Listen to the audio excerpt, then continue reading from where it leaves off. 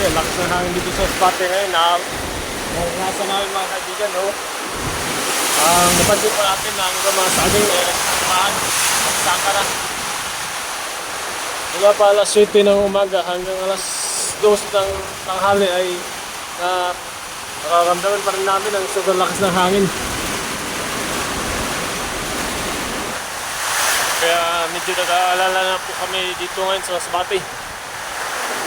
Dahil medyo kapangalib dito sa mga sitwasyon namin dito, lalo na sa mga tabing ilog, pati na sa mga pananim, mga palay.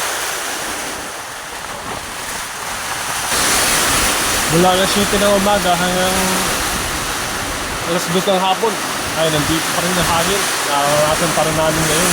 Sobrang lakas. Mas tumindi pa ang lakas ng hangin. Kaya delikado ito mga kaibigan. Lalo na sa mga tao ngayon na lumalabas-labas dahil delikado pag masimba ka ng mga kahoy, katulad sa mga yero.